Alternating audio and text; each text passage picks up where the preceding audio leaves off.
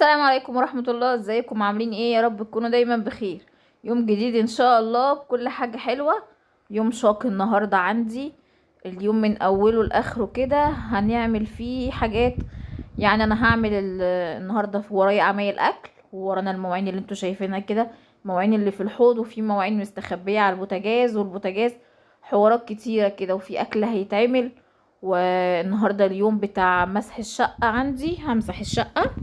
هتقولي انت بتمسحي الشقة في يوم معين؟ هقول لكم هو يوم معين كده، يعني عاملاه في الاسبوع. بمسح فيه الشقة، غير طبعا الترويق اليومي اللي احنا متعودين عليه. بنفض السراير، بنهوي الفرش، الارض عايزة تتكنس بنكنسها كده. اللي ورانا بنخلصه اول باول عشان ما فيش حاجة تتراكم علينا. تعالوا نبدأ كده ونقول بسم الله الرحمن الرحيم. اللي لسه بقى ما اشتركش معايا في القناة يا ريت تشترك ويفعل زر الجرس على الكل عشان كل جديد انزله يوصل لكم بسهولة. ويا ريت لايك وتعليق حلو من عندكم وشير للفيديو. انا النهارده ورايا ترويق الشقة من اولها لاخرها كده. هشيل وامسح، بس هعملها على مراحل، لان انتوا زي ما هتشوفوني دلوقتي عبارة عن حاجة متنقلة. خلاص الشهور الاخيرة بتاعت الحمل. فيعني بتقل كل ما بيعدي شهر عليا، بتقل بزيادة عن اليوم اللي قبله. فبعمل الحاجة بتاعتي على مراحل، حاجة بسيطة بحاجة بسيطة. بتقلش على نفسي، لان مش بحب ان في حد يعني يجي يعمل معايا او يعمل لي حاجة زي معظم الستات. اللي متعودة على كده ان هي عايزة تعمل حاجتها بايديها، محدش يتدخل فيها. اعذروني بقى، تحسوا ان كأني في حد بيجري ورايا. يعني اكيد كل واحدة حامل حاسة باللي انا حاسة بيه. كأن في ناس بتجري وراكي وانتي مش لاحقة. هخلص كده الفرش بتاع السرير دوت، هدي المرتبة التنفيضة. الفرش ده انا كنت فرشاه امبارح بالليل. فهو ملحقش يتوسخ، يعني يا دوبك هو سواد الليل وخلاص. انا شلته زي ما انتوا شايفين كده، هديله تنفيضة وارجع افرشه تاني. هقول لكم بقى انا الفرش عندي بتاع السراير بيقعد مدة قد ايه. هو فرش السراير انا بخليه 3 ايام وبشيله اغسله. في ناس تقولك لا خليه اسبوع، طالما انت فرشة الكوفرتة نضيفة عليه والدفاية نضيفة عليه، تشيلي ليه؟ ما الفرش نضيف، هتهري الفرش في الغسيل؟ لا طبعا، انت صيف شتاء ايا كان الجو اخباره ايه، حتى لو نايمة في تكييف هتعرقي. لازم تغيري الفرش، لازم تهوي السراير. اكتر حاجة وحشة في البيت ان انت تبقي كاتمة السرير كده، ما تشيليش الفرش من عليه تهويه، او تهوي السرير. لازم تهوي الفرش. في ناس كتير بتشتكي ان في حشرات بتظهر في المراتب بتاعتها وفي الفرش بتاعها. ده السبب الرئيسي، هو انك ما بتهويش المراتب بتاعتك او السراير. ايا كان انت لو نضيفة فلة، بس الفرش بتاعك والسرير بتاعك ما تعرضش للشمس، ما تعرضش للهواء. الكتمة والرطوبة بتاعت القطن، مع طبعا بننام ونقوم وننام ونقوم وتعرقوا. فالرطوبة والحاجات دي هي اللي بتخلي الحشرات دي تظهر في السرير. انا كده هخلص فرش السرير زي ما انتوا شايفين كده، خلصته. وهدي للأوضة تلميعة كده الخشب بتاعها، واخش على أوضة الأطفال. متعودة ان انا بخلص فرش السراير وانفض الدنيا، وبعدين امسح. يعني اما اخلص الاوضتين بالطرقة امسحهم واخرج بقى على الريسبشن لوحدي، يعني براحتي كده واحدة واحدة. النهاردة انا هعمل اكل خفيف كده، مش هتقل. هعمل كبد وقوانص، لان انا متعودة اليوم اللي انا بروق فيه او بمسح فيه الشقة لازم يبقى عندي يعني اكل بايت قبلها بيوم، يا اما بعمل حاجة خفيفة خالص ان انا ما اقفش في المطبخ، محتاجش ان انا اقف في المطبخ. وانا النهارده وقفت في المطبخ مره للمواعين، كان عندي مواعين بتاعت امبارح، مواعين كتير اكل امبارح. ودلوقتي بقى ايه، شغاله في الشقه. انتوا هتلاحظوا ان انا هعمل في الشقه الدنيا هتليل عليا، لاني بعمل اوضه واستريح شويه واخش على التانية. هفرش الفرش بتاع الاطفال. انا كنت شايله انا شلت الملايات غسلتها. دلوقتي هفرش ملايات جديده هي نظيفه. الكوفرتات كنت فرشها امبارح، يعني انا كنت غاسله الكوفرتات فرشتها على الفرش القديم امبارح، والنهارده بقى شلت الفرش القديم غسلته. كوفرتات كده مفروشه هو يوم يومين ان شاء الله، والتالت هشيلها مع فرش السرير ده اللي هي الملايات. اغسل الفرش كل مره واحده. كوفرتات الاطفال هي اللي بغسلها دايما، لان يعني هي الكوفرتات دي بفرشها فوق الملايه، تبقى ثابته عندي فوق الملايه، غير اللي هما بيستغطوا بيها. هفرشها كده وافرش السرير تاني ونكنس الارض. انا كده لميت السراير فرشتها. الخطوة دي مهمة جدا لازم تعمليها وانت بتمسحي الشقة، عشان في ناس بتشتكي ان الارض عندها بتبقى مجيرة او تحسي ان مهما تمسح ان في ترابة في الارض. لان في ناس بتغفل عن الحركة دي، تقولك ايه، ما انا هغير المية مرة واتنين وتلاتة. لا، المية مش هتشيل تراب، عمر ما المية هتشيل منك التراب اللي في الارض. حتى لو ترابة ناعمة خالص لازم تكنسي الارض كويس من التراب وبعدين تبتدي تمسحي. في بقى حاجة مهمة كده لازم تتعودي عليها او تحطيها حلقة في ودانك في الايام اللي احنا فيها دي، هقولك عليها بس بعد ما اقولك المنظف او المعطر اللي انا بستخدمه في المسيح بتاعي. هو اللي هو فريدة ده، بستخدمه بريحة نظافة المنزل.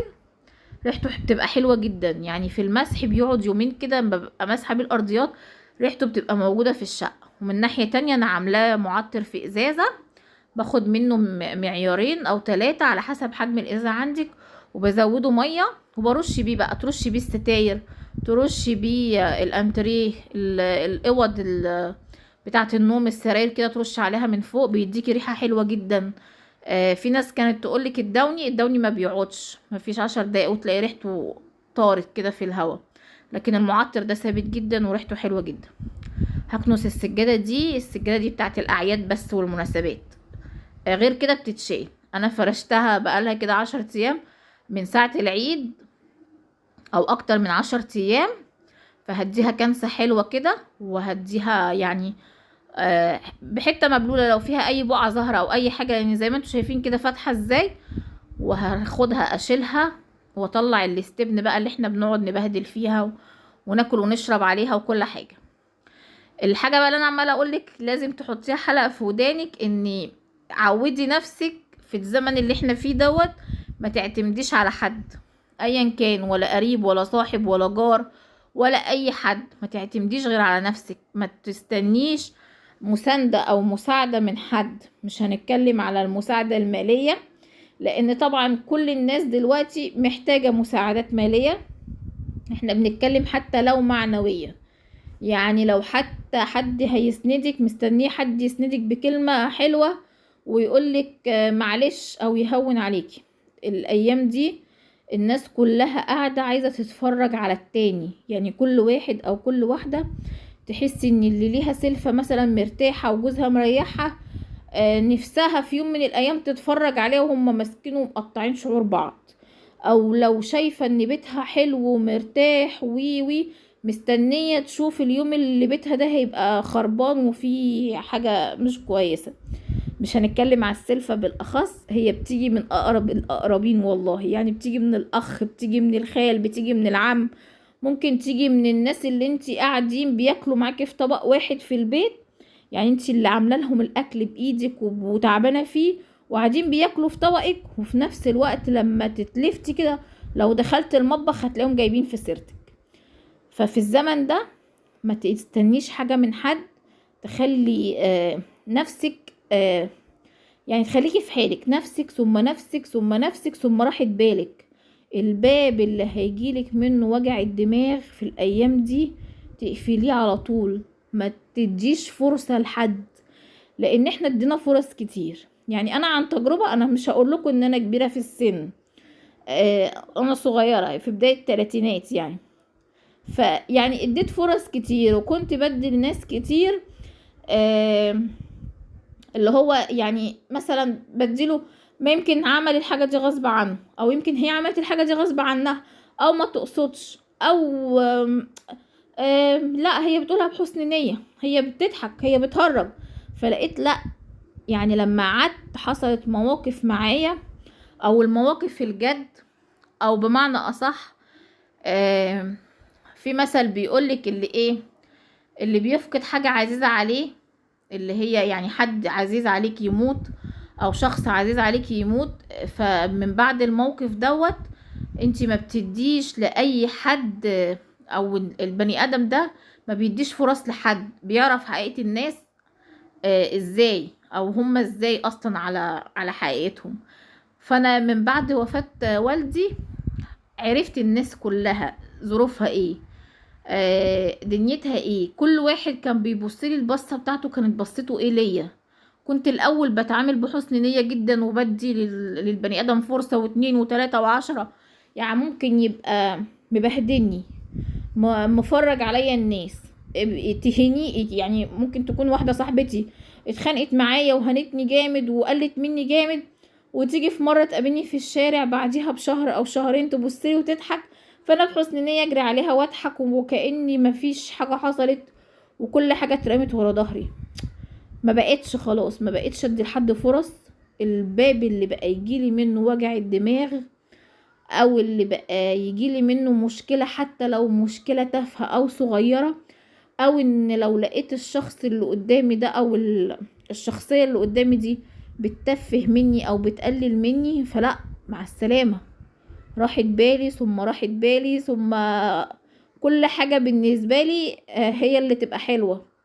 ما بقتش لي علاقة بناس كتير، قطعت وقفلت على نفسي كتير، ولقيت ان ده اسلم حل واسلم حاجة ان انت تعيشي في راحة بال ومفيش مشاكل بتجري وراكي زي ما بيقولوا، بابك مقفول عليكي، ما تختلطيش بحد.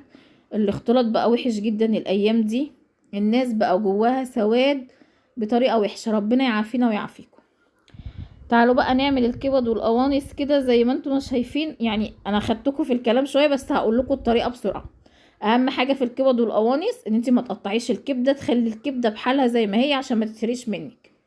تاني حاجة لما تيجي تشوحي الكبد والقوانص الاول، تحطي شوية زيت كده محترمين، ما تحطيش حاجة قليلة خالص، شوية زيت محترمين، تنزلي بالقوانص بتاعتك، يا دوبك اول ما لونها يتغير وتلم على بعضها كده زي ما انتم ما شايفين شفتوها، تنزلي عليها بالكبدة، تديها تقلبتين تلاتة وتحطي عليهم فصين توم بشوية كزبرة ناشفة وورقتين اللوري عندك وشوية حبهان، يعني فصين حبهان، لو عندك حبهان مطحون تحطي. بعد كده ما تديها التقلبتين دول والتومة تتحمر وتشم ريحة التوم معاكي، انزلي بمعلقتين خل كبار على حسب الكمية. انا عاملة كيلو كبد وقوانص فنزلت بمعلقتين، لو نص كيلو بمعلقة واحدة. ده السبب الرئيسي والاهم ان انتي ولا تشمي زفرة في الكبدة ولا الكبدة تسود منك. بعد ده كله روحي بقى نازله بالبصل، البصل بتنزلي بيه اخر حاجه، تديله تقلبتين تلاتة كده حلوين، وبعدين تنزلي بشويه فلفل اسمر وشويه ملح، انا ما حطيتش كمون، فلفل اسمر وملح، وتديها تقليبه كده وتوطي عليها زي ما انتوا شايفين كده. الكبده هي بحالها ولا اتهرت ولا اسودت ولا اي حاجه. بالهنا والشفا، ويا رب النهارده الروتين بتاعي يكون عجبكم. سيبولي رايكم في التعليقات ولايك حلو من عندكم كده.